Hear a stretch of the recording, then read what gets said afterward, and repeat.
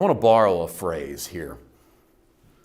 Twin peaks of Revelation is God is love. I borrow that phrase from Brian Zahnd. I read something he said recently about 1 John 4, 8, and 16. It really just jumped out at me, and I wrote it down. It was weeks ago.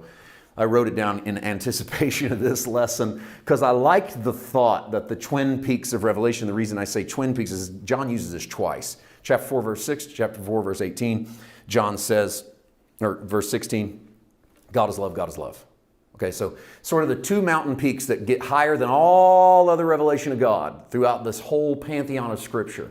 These two massive mountain peaks that everything else looks dwarfed next to is God is love. That got me to thinking in this way. The revelation of God is love is higher than any other peak in the mountain range of Revelations. Whatever man thinks he knows about God from the beginning of the Scriptures on, it culminates in these twin peaks of God is love, God is love. It's like John hammering that point home. God is love, God is love. Let everything else fall sort of by the wayside. And to do that, let's consider one of those initial revelations, because I think this one is one that really has its footprints on through the Bible.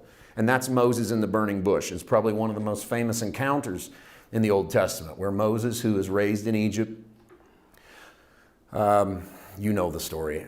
In case you don't, go read the first 3 chapters of Exodus, and it's a very compelling, very moving, easy to follow story of a man who decides not to run from his heritage. And so Moses gives up on the palaces of Egypt and he goes out to follow God into the wilderness. He is sort of an archetype of what we have to do. If you're going to go find who you're really supposed to be, you're going to go find it in that wilderness. You're going to have to go face whatever it is about you don't want to face. There's Moses, and he's facing a burning bush. He turns aside to watch it burn because it's burning but is not consumed. That alone is worth taking a trip into the wilderness to find. And in that moment, Exodus chapter 3, verse 6, God says to Moses, I am the God of your father, the God of Abraham, the God of Isaac, and the God of Jacob. And Moses hid his face, for he was afraid to look upon God. And this is a pattern that will happen throughout the Bible.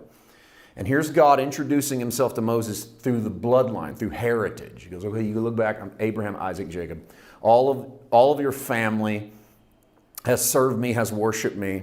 I'm not your God yet. I'm the God of Abraham. I'm the God of Isaac. I'm the God of Jacob. This is one of the distant and cold things about the Old Testament definitions of God. God will always introduce himself to people, and people say he is the God of Abraham, the God of Isaac, God of Jacob. That doesn't make him my God. That makes him the God of Abraham, the God of Isaac, and the God of Jacob. And you'll see that distance in the Old Testament a lot. There's a real shade of that. This is off topic, but this helps, I think. Remember when in our John study, and Jesus comes into the room, and Thomas won't believe till he can touch the nail scars. And Jesus opens his coat and goes, here, put your hand on my spear-pierced side. Touch my nail-scarred hand. And Thomas does. And the first words out of Thomas's mouth are, my Lord and my God. And he's the first person in the Bible to call Jesus God. And there's this possessiveness then that almost gives us permission, like reach out and touch the Lord. He can be your God too. But that's new language, man. Because if you go through the Old Testament, it's the God of Abraham, the God of Isaac, the God of Jacob. He's always sort of this distant God. And what happens when God's at a distance? You're going to hide your face in fear because you don't know. I mean, he's not like me. And I can't look upon him. He's too holy.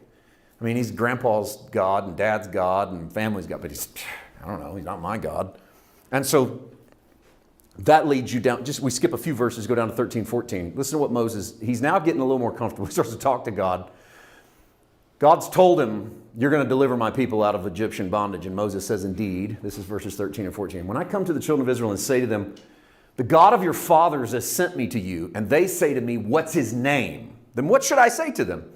And God said to Moses, I am who I am.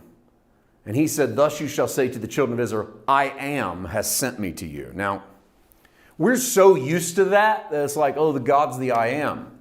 But can you imagine what this meant to Moses? I mean, tell him the I am has sent you. Well, I am what? That would have been my question. I mean, if God, if I say, hey, God, what am I supposed to tell him? He goes, tell him the I am sent you. I go, I am what? I could use a little more than that. But that's as best you're going to get. And one of the reasons that's the best you're going to get is because you can't look at God's face. And this is my thought from that. A God that can't be looked upon just is what He is. Or He is whatever you make Him out to be. There's no clear, singular picture of God in the Old Testament, because how can you describe, much less know, what you can't look in the eye? If you are at a distance from God, He's the God of Abraham, God of Isaac, God of Jacob. He's the God of geography. He's the God of the circumcised. He's the God of the Sinai. He's the God of the covenant. The best you've got is, and God plays right into the revelation. He goes, you just tell me I am sent you. I am. I am what? That you're going to figure out as we get in relationship. But just tell me I am sent you. And I kind of think it's fitting, because when you first encountered God through whatever theology looks like in your circle, the first thing you really get is I am. You know, what's God? Well, God's everything. So He's kind of I am, insert here. I am all of this stuff. And then you spend your whole life kind of filtering out what He's not. Okay, well, I thought God was this, but maybe He's not that. And I thought God was this, and I'm pretty sure God's that, but I used to think He was that. That looks silly. That's not God. And so the I am just sort of ends up, it's this distinct sound that is God, but cold.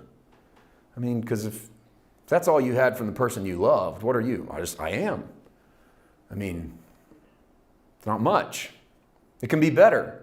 Why is it distant? Because you can't look God in the eye. And how many of you have studied the Bible enough to know that becomes a recurrent theme as well? You don't get to look at God. Not really. I mean, God passes by, you get to see a little bit of God. You don't really get to stare at God. In fact,